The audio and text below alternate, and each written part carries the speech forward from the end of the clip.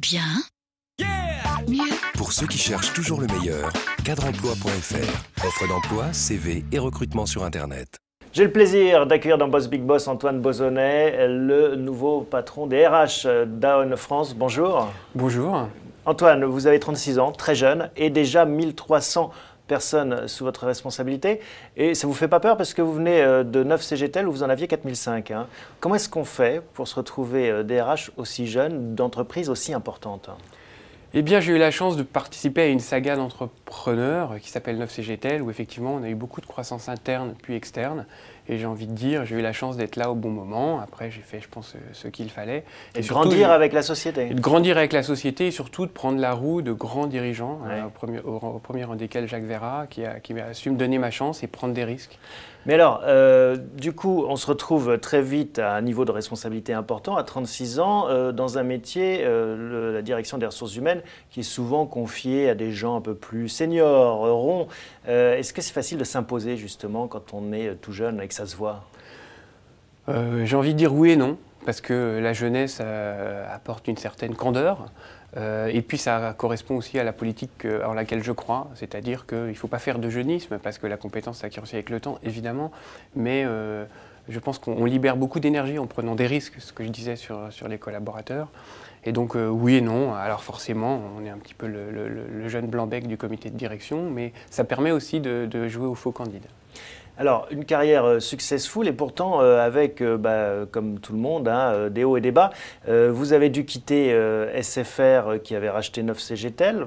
C'est souvent la règle dans les fusions et dans les rachats. Un passage, il a fallu s'occuper entre les deux, trouver une mission. Enfin, la reconversion n'a pas été aussi simple qu'on aurait pu imaginer avec un CV comme le vôtre. Non, ça n'a pas été facile parce que 10 ans chez Neuf, ça a été une aventure extraordinaire. On est parti à 10, on a fini à 4500, 38e valorisation française, 7 milliards d'euros, donc ça a été fou. Et puis du jour au lendemain, effectivement, ce rachat par SFR avec une culture un peu orthogonale à celle de Neuf, une culture d'entrepreneur, une culture plus institutionnelle. Donc vous trouvez une mission un peu alimentaire entre les deux Non, pas alimentaire. Le truc qui me manquait, c'était l'international. D'accord. Très clairement, pas forcément dans une logique purement carriériste, mais dans une logique d'ouverture d'esprit. C'est vrai que dans une boîte un peu plus grande, on est capable de s'enrichir des différences. Et chez Neuf, on était franco-français, parce que les investissements dans les télécoms sont tellement importants que c'est compliqué de s'attaquer à tous les marchés. Et donc, je me suis dit, il faut vraiment que je retravaille mon anglais. Et donc, j'ai trouvé une mission pour un fonds d'investissement qui s'appelle Sophie Nova, de DRH un peu par intérim, où j'ai pas mal voyagé en Asie notamment, et ça m'a vraiment ouvert.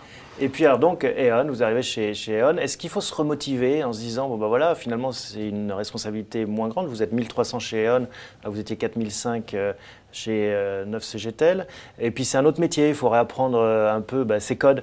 Comment est-ce qu'on vit ça ? Moi, personnellement, j'ai vécu ça très bien, dans la mesure où Aon est une entreprise de courtage d'assurance dont l'actionnaire Aon Corporation, basé à Chicago, est le leader mondial. Et le challenge RH, c'est comment redevenir numéro 1 également sur le marché français, suite aux derniers événements de ces dernières années chez Aon. Donc pour moi, en tant que DRH, c'est fabuleux car dans le courtage, le seul asset, ce sont les hommes.